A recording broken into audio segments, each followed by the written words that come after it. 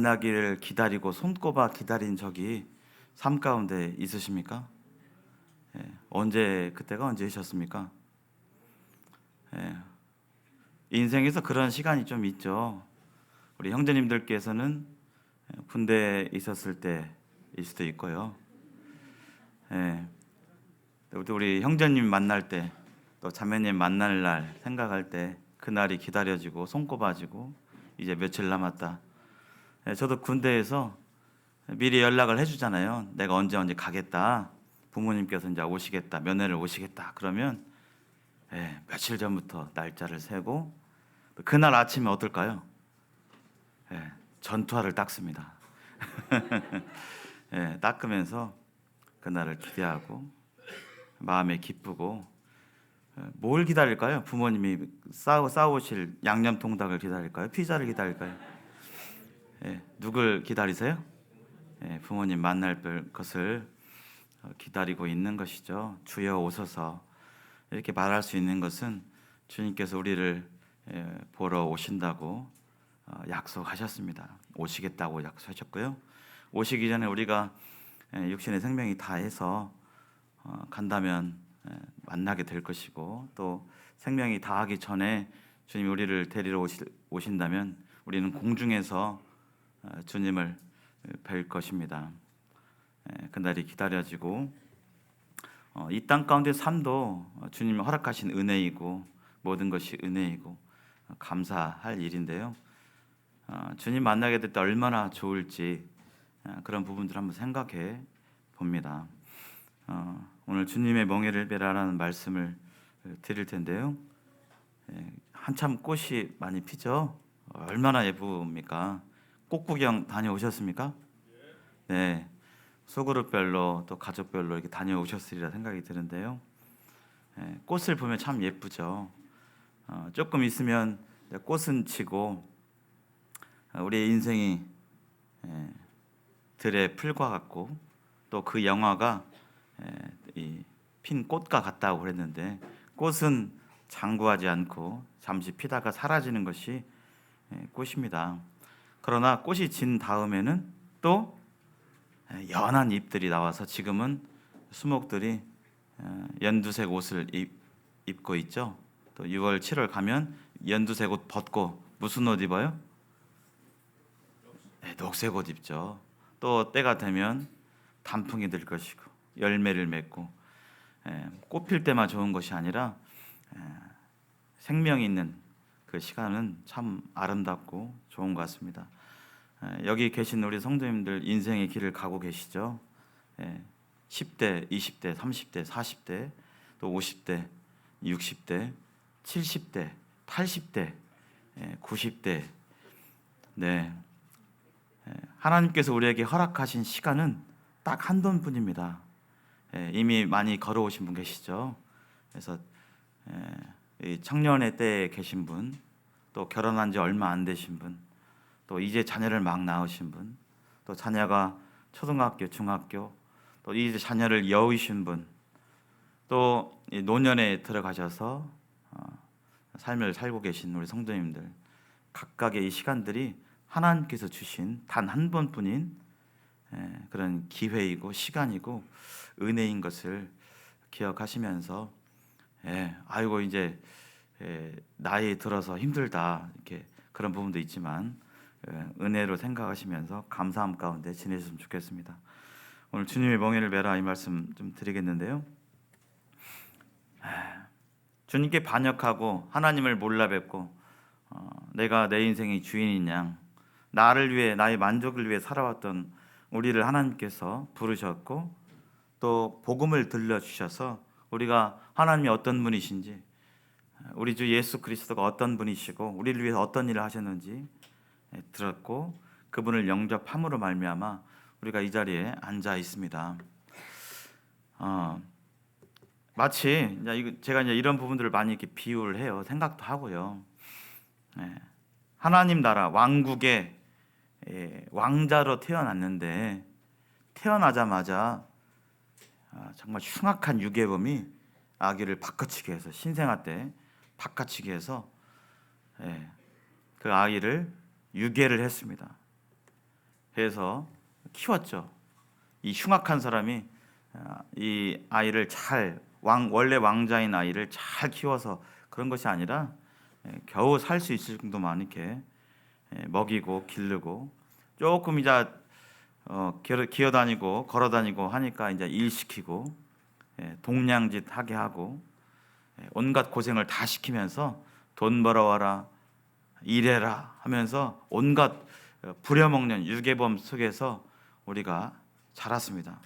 근데 우리가 원래 왕자인 것도 잘 모른 채 이런 이 흉악한 사람이 우리 부모인 줄 알고 그렇게 시키는 대로 온갖 불쌍한 동냥짓을 하면서 그렇게 지내왔던 것이 우리의 인생인데, 어느 날 우리의 진짜 아버지 하늘나라의 왕이신 그분이 우리를 찾아내셨고 이제 유괴범을 일망타진해서 우리를 다시 왕자의 그 자리에 회복시키고 또 왕국으로 이렇게 들어가게 되었습니다.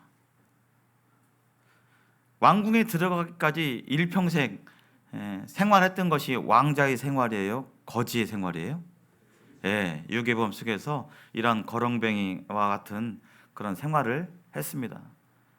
옷 매무새며 또 앉는 자세며 말하는 것이며 생각하는 것이나 이런 모든 것들이 왕자의 품격과는 거리가 먼 그런 불쌍하고 수준이 낮은 그러한 삶 가운데 푹 젖어 살았던 것이 바로 우리의 지난날에 구원받기 전에 우리의 모습이죠.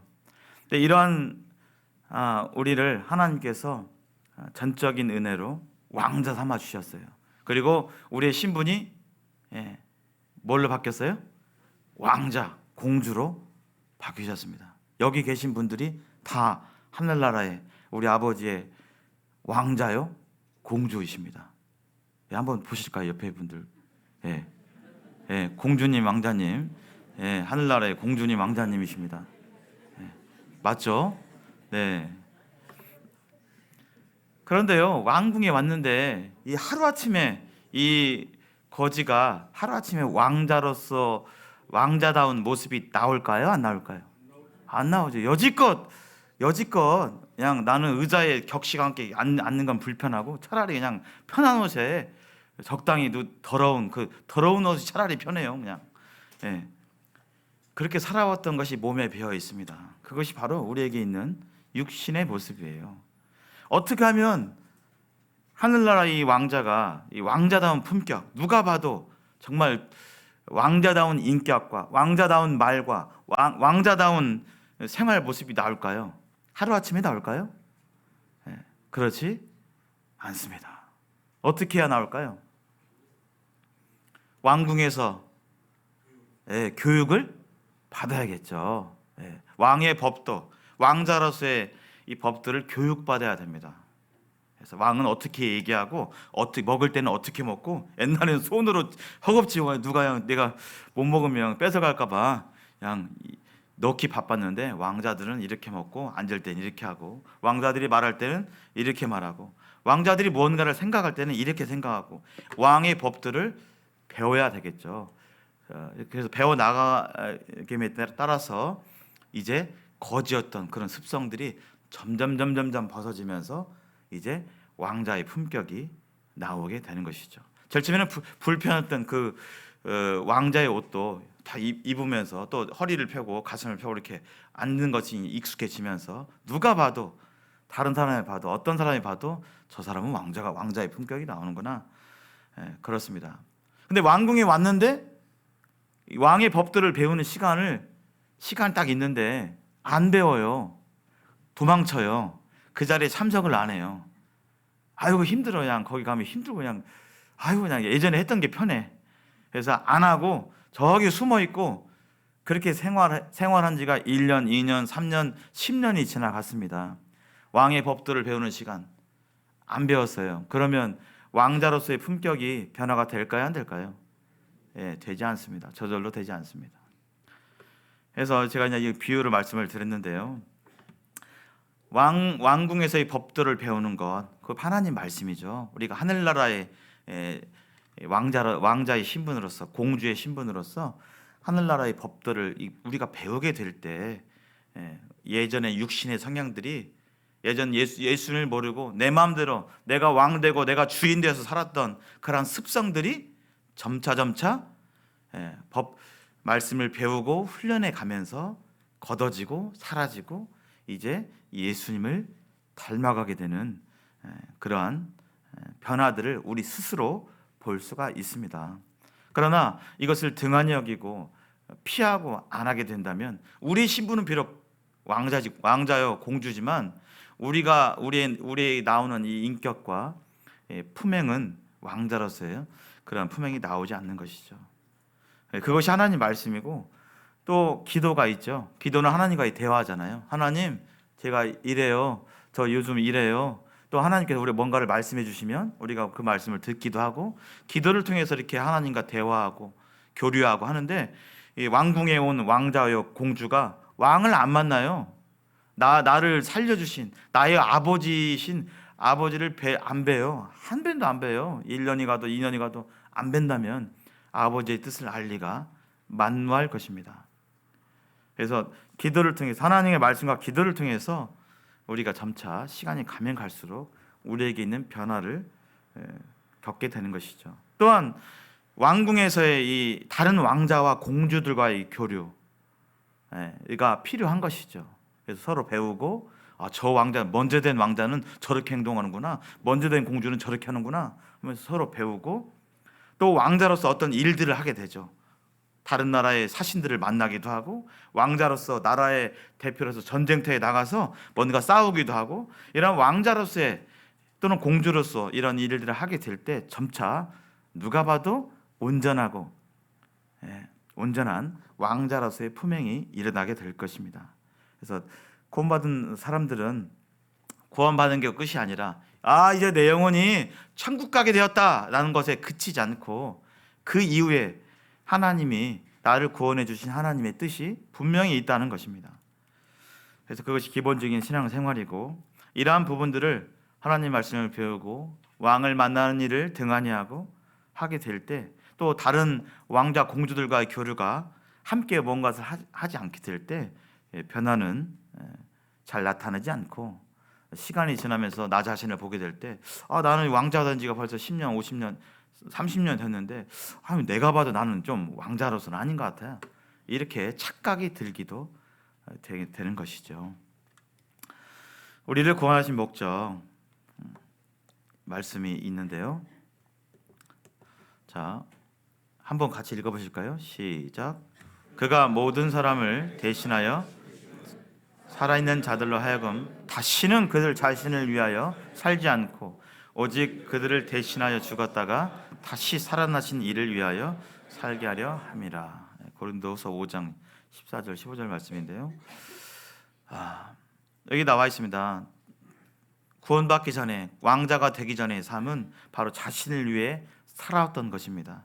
근데 우리를 왕자 삼으신 것, 공주 삼으신 것은 바로 다시는 그렇게 살지 않고, 예전의 방식대로 살지 않고, 이제 내 영혼이 천국 갈 수 있지만, 이제 되었다, 천국 갈 수 있게 되었군요, 내 마음대로 살아야겠다가 아니라, 바로 나 자신을 위해 살지 않고 나를 위해서 대신 죽었다가 다시 살아나신 이유를 위해서 살게 하기 위해서 우리를 구원하신 것이 우리 구원의 목적입니다.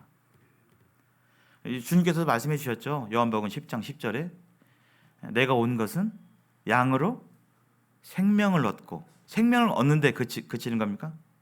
아니죠. 생명을 얻고 더 풍성히 얻게 하려 함이라고 말씀해 주셨어요. 어떠십니까? 구원 받을 때 그때 마음에 감사와 기쁨이 있으셨죠.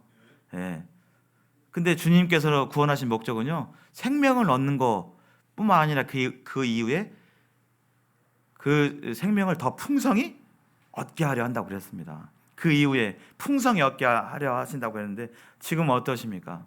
신앙생활 이렇게 10년, 5년, 10년, 15년, 20년 됐는데 어떻게 더 풍성한 기쁨이 마음 가운데 있으십니까? 네, 바로 그것을 주시기 위해서 하나님께서 이 땅에서 부르셨습니다. 우리를 구원하시되 이 땅 가운데서 목적이 없으시다면 곧바로 천국으로 직행하게 하셨을 것입니다.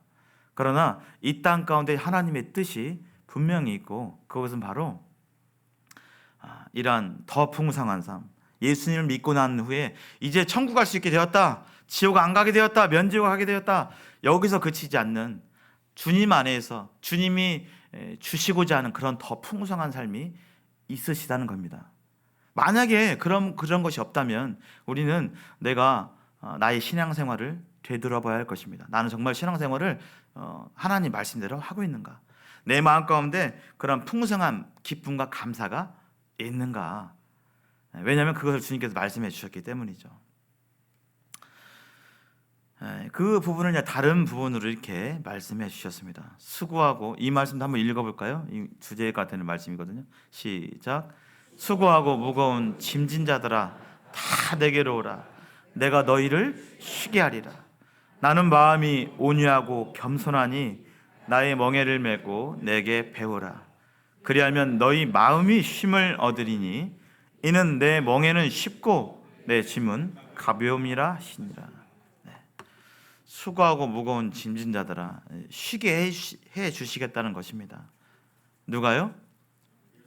우리 주님께서 우리 마음을 쉬게 해 주시겠다는 거예요. 이 세상 얼마나 풍파가 많고 할 일도 많고 피곤하고 고민되는 일이 많고 걱정되는 일이 얼마나 많습니까? 근데 예수님께서 우리 마음에 쉼을 주시겠다는 겁니다. 그 쉼을 주시겠다는 원리를 이 말씀 마태복음 11장 28절에서 30절까지 이렇게 원리를 이렇게 말씀해 주고 계십니다. 여기 쉴 수 있는 원리가 있습니다. 그건 바로 나의 멍에를 메고 내게 배우라라는 것입니다. 여기 나의 멍에는 누구의 멍에예요? 우리 자신의 멍에예요? 예수님의 멍에예요? 예수님의 멍에입니다. 이 멍에란 단어를 요즘은 농경사회가 아니기 때문에 우리나라가 잘 이렇게 보기도 힘들고 그렇죠. 멍에는 뭐죠? 여기 소가 지금 이 머리 목 뒤에 메고 있는 이 틀입니다. 이것이 이제 멍에예요, 멍에. 그래서 보통 밭을 갈 때 소 한 마리로 밭을 갈지 않고 이스라엘이나 이런 근동 지방에서는 결이라고 하죠. 두 마리를 함께 한 쌍을 지어서 이 멍에를 같이 이렇게 메어서 밭을 갈도록 하는 것이 그 당시 모습이었습니다. 근데 같은 종류의 동물을 이렇게 멍에 매도록 했죠. 그래서 뭐 소하고 말하고 이렇게 하던가 그렇게 하지 않고 같은 종류의 동물을 이렇게 같은 멍에를 지었습니다. 왜냐하면 같은 동물이 아니면 마음이 맞아요, 안 맞아요? 안 맞아요. 이게 안 되는 겁니다. 그래서 너희는 믿지 않는 자와 멍에를 함께 하지 말라라고 그랬잖아요. 그 이유가 거기에 있죠. 그래서 보통 두 마리 같은 종류의 동물을 이 틀에다가 이렇게 매가지고 저 틀에다가 이제 뭘 걸어요? 쟁기를 건다든지 해가지고 나름대로 이렇게 유용하게 쓰는 겁니다. 근데 이 멍에를 이렇게 매게 될 때 항상 그렇지는 않지만 어떤 경우에는 어미소와 새끼소를 함께 멍에를 매어요. 그럼 누가 더 힘이 세요? 어미소가 힘이 세잖아요. 그리고 이 새끼소는 그냥 이렇게 걸려는 있지만 힘을 그렇게 받지 않습니다. 제가 옛날에 군대 얘기를 해서 죄송합니다. 자매님들 군대 얘기 싫어하시는데 제가 옛날에 이 목봉 체조라고 있습니다. 통나무를 이렇게 유교 훈련 때릴 때 통나무를 들게 해요. 그래서 이제 체력과 정신력을 키운다 해가지고 이렇게 한 6, 7명이 큰 통나무를 깎아가지고 겉에 껍질 깎아가지고 맨들맨들한 그 통나무를 들게 합니다. 그리고 이제 하나의 뭐 군기 확립 하면서 군기 확립 군기 이렇게 하거든요. 근데 제가 지금 보다시피 키가 좀 작은데요.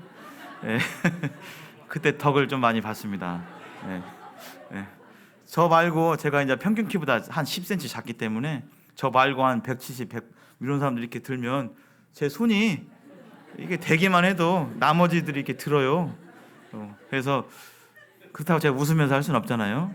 힘든 척하면서 군기 확립 이렇게 했는데 별로 힘이 들진 않았습니다.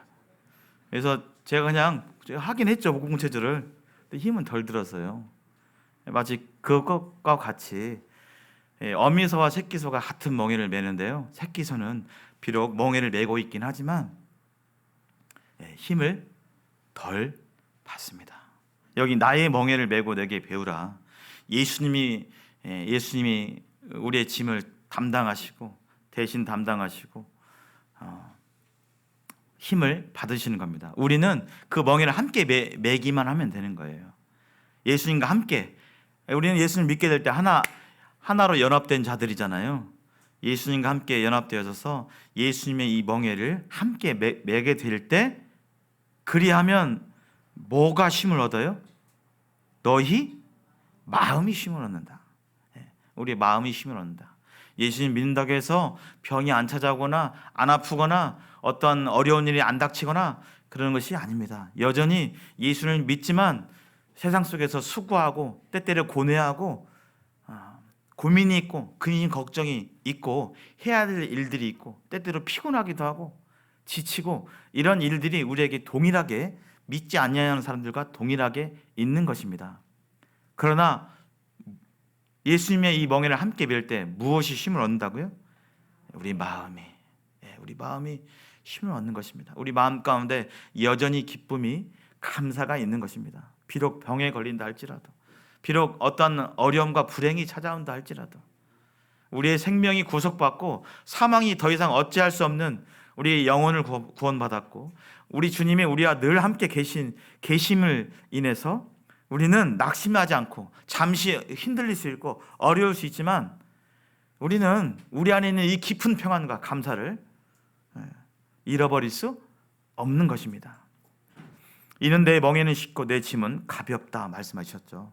예수님께서 우리의 짐을 대신 지시고 우리의 멍에를 함께 지시기 때문에 우리는 예수님의 멍에를 함께 우리 이 목에 걸기만 하면 쉼을 얻을 수 있게 되는 것입니다.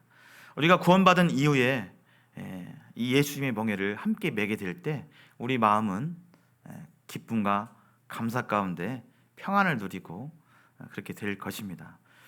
그렇다면 이 멍에를 매는 게 뭘까요? 어떻게 하는 것이 멍에를 매는 것일까요? 여기 나 있죠. 왜 주님의 멍에를 매야 할까요? 우리가 쉼을 얻기 위해서도 그렇지만 첫 번째, 우리를 창조하셨기 때문에 그래요. 우리를 창조하셨습니다. 우리를 지으신 분이고 나 자신이 스스로 존재하는 것이 아니라 예수님의 영광을 위해서 예수님으로 말미암아 우리가 창조되었고, 또 그분의 은혜로 우리를 구원하셨기 때문에 우리는 이 멍에를 매야 될 것입니다. 다른 말로 너희는 너희 자신이 것이 아니라 값으로 산 것이 되었으니 그런즉 너희 몸으로 하나님께 영광을 돌리라. 우리 영혼이 천국 가는 거, 거기서 끝나는 것이 아니라 우리의 이 몸과 영혼은 이제 예수님의 피로 말미암아 값으로 산 것이 되었습니다. 값으로 집을 되었고 우리는 하나님의 것이 되었습니다. 세상은 끊임없이 우리에게 속입니다. 네 인생은 네 거고 세상에서 가장 중요한 것은 너의 인생이고 네 행복이고 네 만족이고 너의 안식이고 나라고 끊임없이 거짓말하고 있습니다. 근데 우리는 그러한 거짓말에서 이제 벗어났잖아요. 그 삶이 나를 위한 삶이 죄라는 걸 알았잖아요. 그리고 오히려 그러한 죄인들을 값으로 우리를 사랑하셔서 사신 분이 우리와 늘 함께 계심을 알잖아요. 그렇기 때문에 구원 이후에 더 풍성한 삶을 주시려고 하는 이 하나님의 놀라우신 그 계획과 뜻을 생각하면서 이 주님의 멍에를 매야 됩니다. 주님의 멍에를 매는 삶이란 구체적으로 뭘까요? 이 멍에라는 건 뭐죠? 딱 멍에는 이제 내 마음대로 할 수 있는 거예요, 없는 거예요? 없는 거죠. 딱 멍에를 딱 매면 이제 딱 통제 아래에 있는 것입니다. 통제 아래. 이제 구원받았으니까 됐다. 이제 내가 무슨 짓을 하든 나는 한 번 구원은 영원한 구원이지, 이런 마음이 아니잖아요. 이제 주님의 통제 아래 들어가는 것을 말하고 있습니다. 내 뜻대로 내 마음대로가 아니라 주님의 통제 아래. 이 주님의 멍에라는 것은 주님의 통제 아래 들어가는 것입니다. 그래서 우리 마음 보좌 안에 앉아 계신 단 한 분, 오직 한 분, 그 예수님이 우리 마음의 중심에 앉아 계셔야 되고 그분의 통제를 받는 것, 이것이 바로 주님의 멍에를 매는 삶입니다. 매 순간순간마다 그분의 뜻을 구하고 상의하는 것.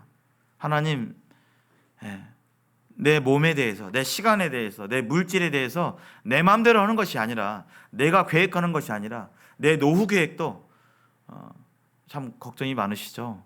우리나라 지금 노년 고령층은 늘어나고 일할 젊은 사람들은 점점 줄어들고 참 노년이 되면 될수록 어떻게 먹고 살까 이렇게 막막한 그런 걱정들이 세상 사람이나 또 그렇지 않은 분들에게 많이 있습니다.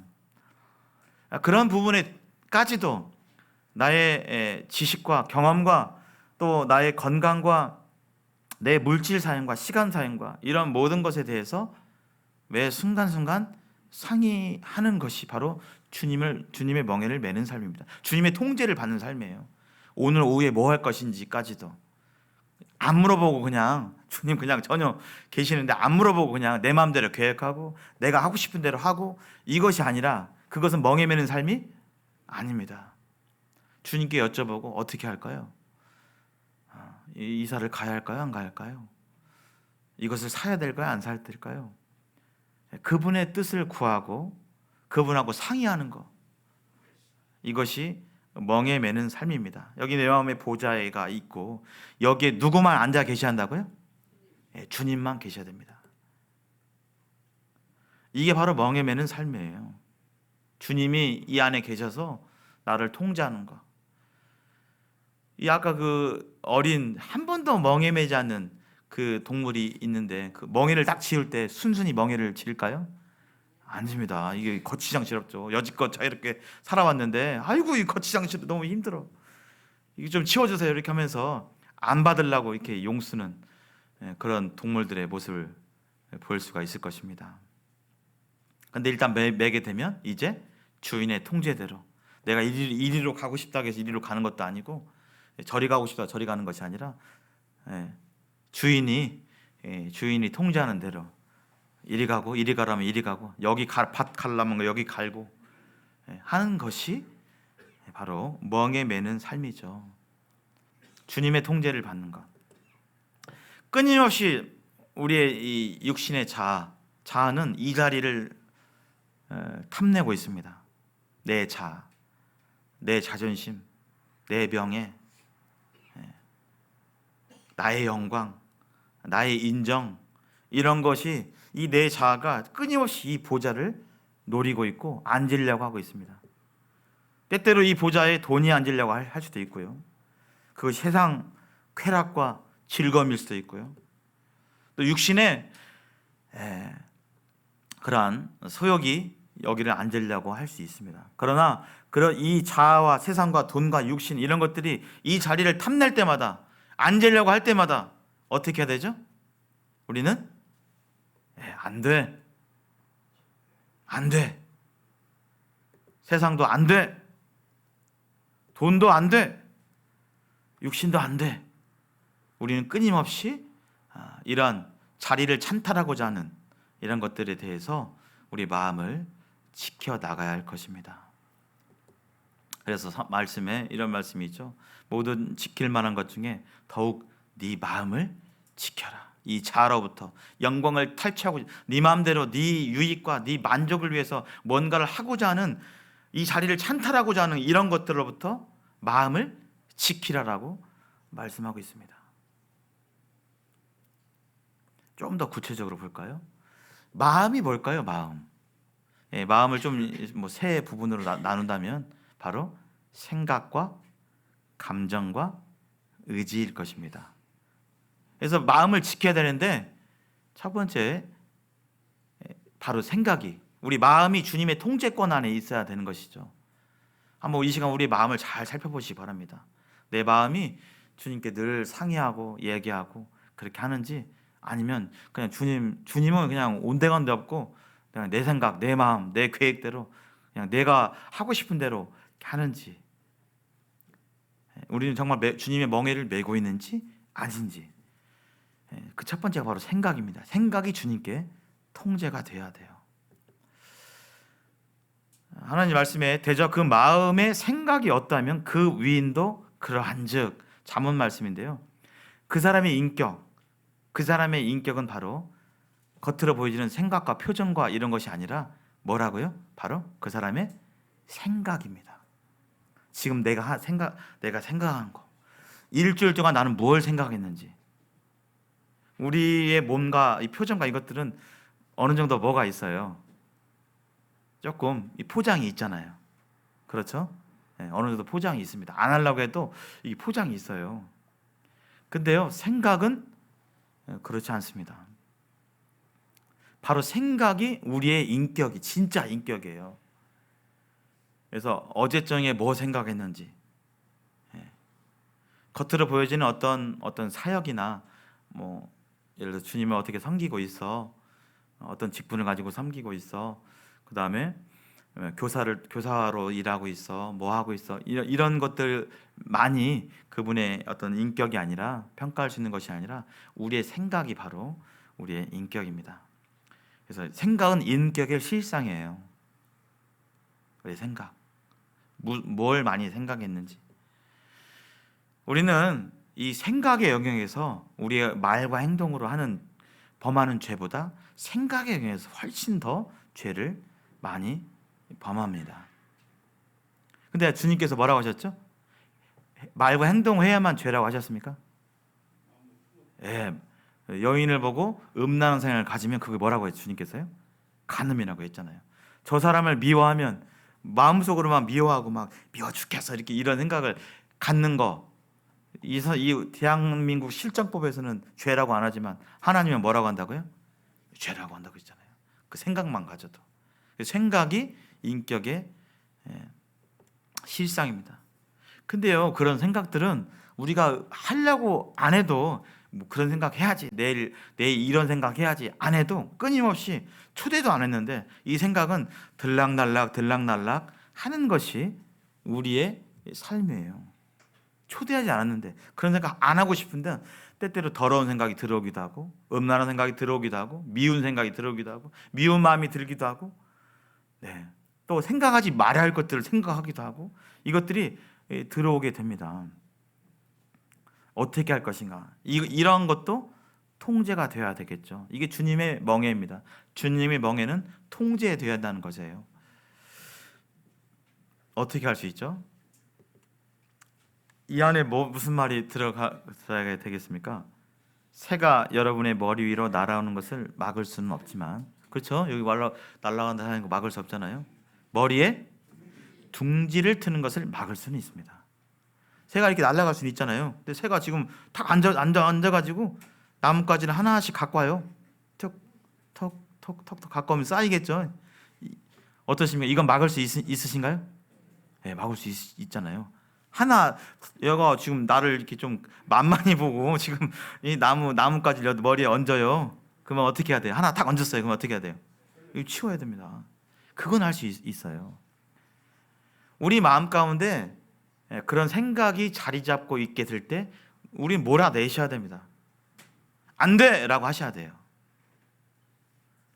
그런 생각 드는 것 자체를 막을 수는 없지만 그런 마음이 들게 될 때, 그런 생각이 들게 될 때 안 돼라고 하셔야 되는 것이죠. 예배 시간에 정말 우리의 마음은, 우리의 이 속사람은 하나님께 정말 신령한 뜨거운 예배를 드리고 싶은데 예배 드리고 있는데 갑자기 막 딴 생각이 나고 월드컵 한국 게임이 나고 이따가 뭐 해야지, 이따 끝나고 꽃구경 가야지 오만 생각이 나고 하면 그냥 계속 그 생각 하고 있어요. 몰아내셔야 돼요. 몰아내야 됩니다. 저는 많이 그렇게 했습니다. 저도 그렇게 하고요. 부정적인 마음들, 예배 드리는데요, 한 주간 잘 못 살아서요, 이렇게 말씀도 잘 안 읽고 죄만 저지르고, 그래서 마귀가 송사해요. 네가 그러고도 하나님의 자녀야? 그렇게 일주일 생활하고 뭔 앞에서 엎드려서 예배를 드린다고 그래? 너는 예배 드릴 자격이 없어? 가만히 있어? 이렇게 마귀가 송사한단 말이에요. 그럴 때 어떻게 하셔야 돼요? 아이고 맞아. 아이고 나는 자격도 없어. 이렇게 하고 그냥 가만히 있어야 됩니까? 아닙니다. 예, 그때 어떻게 해야 돼요? 예, 예수님께 말씀 자백하고 그때 자백하고 나오셔야 됩니다. 예수님이 나 같은 이런 불렴확심한 이 죄인을 이렇기 때문에, 내가 이런 구제불능의 죄인이었기 때문에, 나가 이런 자를 아무도 구원할 수 없기에 예수님이 안 되면 안 되셨기 때문에 나를 구원하셨어. 내 죄를 다 용서하셨어. 지금 이 순간 나를 향한 하나님의 뜻은 뭐 큰 뜻이 아니라, 이 순간 하나님의 뜻은 죄인인 네가, 구속받은 네가 하나님께 입술을 벌려서 구원하신 그 은혜를 노래하고 감사하고 표현하는 거야. 특히 형제님들은 이런 공적인 집회에서 그것을 표현할 수 있도록 하나님께서 허락하시고 권하셨어. 예. 그렇게 안 돼라고 말하고 하나님 말씀의 통제를 받아야 되는 것입니다. 우리는 그것을 할 수가 있습니다. 주님의 멍에를 매는 방법, 생각의 멍에를 매는 것은 바로 그러한 그 죄악된 합당치 않은 생각들이 우리의 이 생각, 이 마음에 들어오게 될 때 둥지를 틀지 않도록, 안 돼! 저리 가! 나는 그렇게 안 할 거야. 내 속사람, 나는 나의 주님 한 분만을 섬기고 예배할 거야. 나는 주님대로 순종할 거야. 이렇게 고백하고 나가는 것입니다. 그것을 잘 표현하고 있죠. 하나님을 아는 것을 대적하여 높아진 것을 다 무너뜨리고 모든 생각을 사로잡아서 그리스도에게 복종케 하니. 여기 모든 생각을 어떻게 하라고요? 사로잡아요. 사로잡아. 체포한다는 거예요. 현행범으로. 범죄자가 딱 들어올 때 그 자리에서 딱 체포하는 것처럼, 예배 드릴 때 무슨 생각이, 악한 생각이 들어올 때, 더럽고 죄악된 생각이 들어오게 될 때 그 생각을 딱 체포하라는 겁니다. 수갑 채우라는 겁니다. 그리고 어떻게 하라고요? 그리스도에게 복종케 한다. 그런 생각이 들어오게 될 때, 그것이 주님의 멍에를 매는 방법입니다. 생활 속에 얼마나 근심 걱정이 많으십니까? 근심 걱정하는 것이 하나님의 뜻일까요? 아닐까요?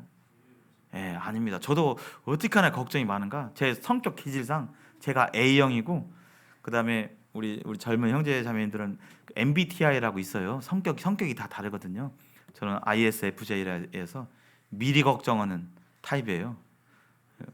제 아들이 저를 닮아가지고 미리 걱정하더라고요. 지금부터 군대 갈 걸 걱정하더라고요. 군대 갈 걱정하고요. 어떻게 하는데 막 그것도 한 번 하는 게 아니라 막 진짜 아유 하면서 막 해요. 너 내일 한 달 후에 군대 가니? 걱정하고 있어요. 저를 닮아가지고 근심 걱정이 많은 스타일입니다. 제가. 하나님이 뜻일까요? 아니잖아요. 빌립보서 4장 6절에 뭐라고 하셨습니까? 아무것도 염려하지 말고 다만 모든 일에 기도와 간구로 너희 구할 것을 하나님께 감사함으로 아뢰라. 그렇게 하면요, 모든 지각이 뛰어나신 하나님의 평각이, 모든 걸 알고 계신, 내가 닥칠 일, 내가 경험할 일, 내 상황을 정말 100% 알고 계신, 사람들은 모르지만 내가 말해야 알지만 하나님은 다 알고 계시잖아요. 그분께서 하나님의 평강이 너희 마음과 생각을 지켜주신다 약속해 주셨잖아요. 이거 약속이잖아요. 하나님의 약속이잖아요. 감사함으로 하나님께 아뢰면 하나님께서 네 마음을 지켜주신다 그러잖아요. 하나님의 뜻은 이겁니다. 앉아서 걱정하고 근심하고 어떻게 한대, 어떡한데, 내일 시험인데, 일주일 뒤에 시험인데 망치면 어떡하지, 어떡하지. 우리가 신앙의 경험상 작은 어려움은 있을 수 있지만 결국에 의인의 삶은 하나님께 어떻게 해주셔요? 확실하게 그 길을 인도해 주십니다. 어떤 한 가지 시험, 이번에 무슨 시험은 잘못 보고 할 수 있어요. 그러나 결론적으로 하나님이 우리를 향한 그 인생길의 인도하심은 최선의 길이고 선하시는 것입니다.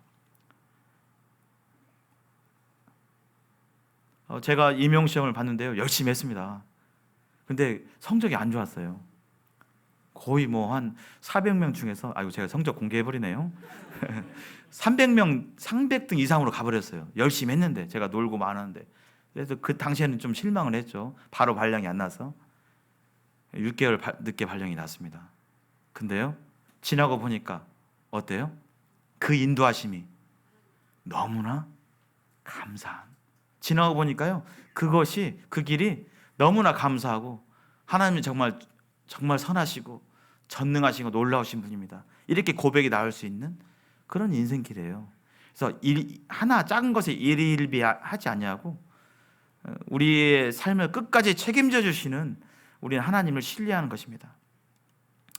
우리는 이런 악한 생각이 들어올 때 사로잡아서 안 돼 하고 예수님께 가야 되는데, 그럼 어떤 생각을 해야 되는가? 하나님이 말씀해 주셨죠. 위의 것, 한번 이거 읽어보실까요? 이 말씀 시작. 위의 것을 생각하고 땅의 것을 생각하지 말라. 땅에 있는 것들, 늘상 위의 것을 생각하고 어떻게 살 수 있겠습니까? 그러나 우리의 주된 마음의 생각과 계획과 마음은 어디에 있냐면 바로 하늘 세계, 하늘나라, 주님의 영적인 것들을 생각해야 됩니다. 늘 우리가 먹고 사는 문제에만 생각하는 것은 바로 땅의 것을 생각하는 것이죠. 하나님은 여러 말씀에서 그것을 생각하지 말고 책임져 주시는 주님을 믿고 위의 것을 생각하라고 말씀하고 있습니다. 이 시간 나는 어떤 부분을 많이 생각하십니까? 지난 일주일 동안 내가 생각해왔던 것들을 한번 돌이켜보면 무엇이 더 많으십니까? 먹고 사는 문제, 이 땅에서의 문제가 많으십니까? 아니면 잃어버린 영혼들과 하나님의 영광과 교회와 성도들과 이런 것들을 생각하는 때가 더 많으십니까? 그런 생각들이 들어오게 될 때 우리는 그 생각을 사로잡아서 체포해서 가만히 놔두지 말고 하나님께 나아가야 될 것입니다. 두 번째, 감정이에요. 감정도 주님께 통제되어야 돼요. 감정이 우리를 좌우해서는 안 됩니다. 감정이 우리의 중심을 흔들어서는 안 돼요. 즉, 좀 더 구체적으로 얘기하면 내가 하고 싶다고 느끼는 것을 하기보다는 내가 올바르다 생각하는 것들을 행해야 됩니다. 내가 하기 싫다고, 내 감정이 안 좋다고 해서 그것이 올바른 것임에도 불구하고 안 해서는 안 된다는 것입니다. 내일 아침에 막 눈 떠졌을 때 내 감정은 어때요? 좀 더 자고 싶다, 안 하고 싶다, 말씀 좀 하루로 쉬고 싶다, 여러 마음이 들잖아요. 근데 어떤 것이 옳아요? 올바른 것입니까? 매일 아침에 하나님의 말씀을 듣고 읽는 것이 옳잖아요. 그래서 우리의 감정이 그렇다 할지라도 그 감정 또한 통제되어야 됩니다. 원수를 사랑하라고 했는데 내 감정은 저기 나한테 상처 준 말을 한 그 성도가 밉고 자꾸 생각나고, 생각하면 생각할수록 막 열이 막 올라오고 부야가 나고 한다 할지라도 하나님 말씀은 어떻게 하라고요? 네 형제를 용서하고 사랑하라 그랬잖아요. 그래서 그 말씀에 내 감정은 지금 여전히 그런 마음이 없다 할지라도 그 말씀에 내 감정을 체포해서 가두어 버리고 하나님 말씀, 하나님의 멍에 이 말씀대로 하게 될 때, 그 말씀에 순종하게 될 때 감정은 따라오게 됩니다. 직장에서, 학교에서, 이웃에서, 또 교회 가운데서 기쁜 나쁜 말과 행동을 들을 때 우리는 곧바로 화를 내고 맞받아치고 그렇게 한다면 대부분은 뭐예요? 그렇게 한 뒤에 마음이 후련하고 뿌듯하고 평안과 감사가 있고 막 그래요? 아니면 후회가 됩니까? 후회가 됩니다. 그래서 그런 감정이 올라오게 될 때 그런 감정 하나님께 통제받아야 됩니다. 여러 좋은 방법이 있죠. 그런 특히 이제 감정이 올라올 때 잘 주체가 안 되잖아요. 저도 그렇습니다. 학교에서 정말 오만은 아니고요. 여러 가지 일들이 있는데요. 막 저도 올라올 때가 있어요. 그럴 때 어떻게 해요? 소리도 지르고 목소리도 경각되고 할 때가 있거든요. 근데요, 그럴 때 제가 잠시 어떻게 하냐면 한 교직 생활 한 20년 하니까요, 노하우가 좀 생겼는데요. 그렇게 올라오게 될 때 어디를 다녀와요? 화장실 다녀와요. 이렇게 용무가 없다 할지라도 화장실 한번 갔다 와서 거울 이렇게 좀 보고 다시 옵니다. 그러면 아까 올라왔던 것이 어떻게 돼요? 한 템포 내려와져 있어요. 만약에 그 자리에서 애들이 막 선생님한테 버릇없게 얘기하고 막 그렇게 할 때, 아니 여기 개버리면 이제 안 할 말 할 말 이렇게 하게 되는데, 그렇게 화장실 잠깐 갔다 오면요, 그 사이에 이제 마음 가운데 제 감정을 다스려 주십시오. 너무나 몹시 화가 납니다. 정말 막 퍼붓고 싶습니다. 이런 마음을 하나님께 아뢰고 이렇게 오잖아요. 그러면 한 템포 이렇게 누그러져 있어요. 감정이라는 것이 그렇습니다. 불과 같아요. 그래서 이 또한 통제되어야 합니다.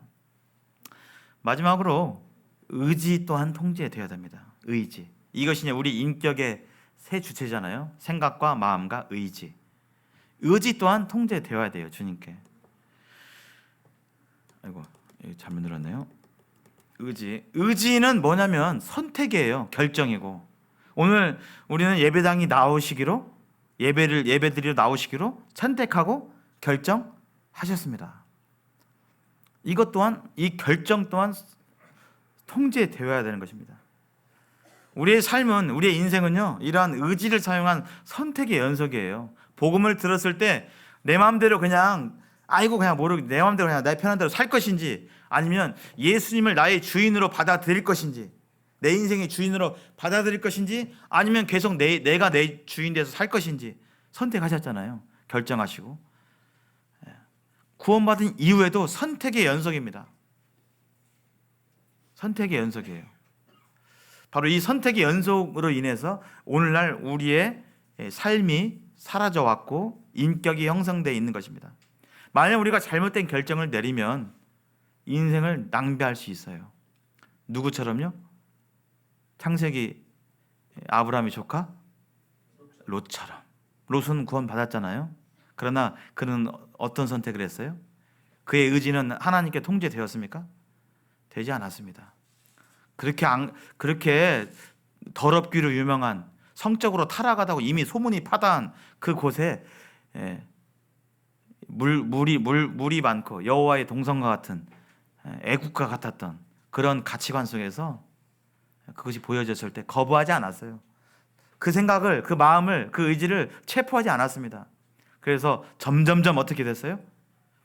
소돔과 고모라가 있는 곳으로 가까이 나아가는 선택을 했습니다. 우리의 인생은 선택의 연속이에요. 어떤 학교를 갈 것인지, 어떤 직장을 갈 것인지.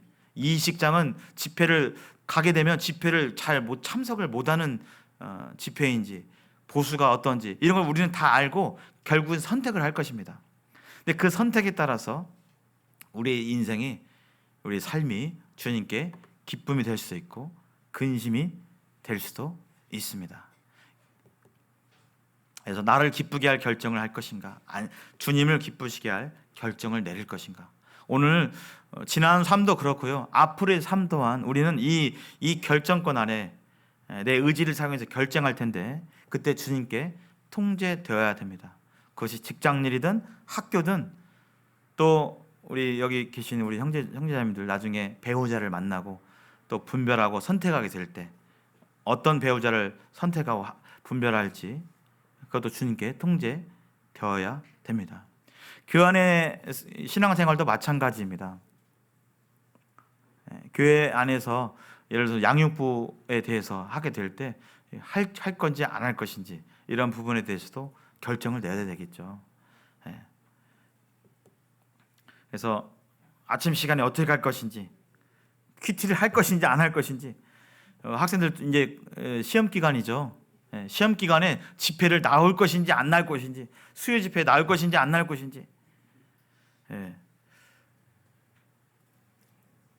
부모로서 자녀 교육을 시간을 내서 내가 할 것인지 안 할 것인지. 내가 집에 오면 8시 반 되는데 피곤한데 그래도 내가 내 자녀를 하나님 말씀을 내가 직접 가르칠 것인지 안 가르칠 것인지, 이 선택이잖아요. 선택. 내 의지고. 거기에 따라서 우리의 신앙 모습은 달라질 것입니다. 우리 주님께서는 이러한 선택을 하셨어요. 아버지여, 만일 아버지의 뜻이거든 이 잔을 내게서 옮기시옵소서.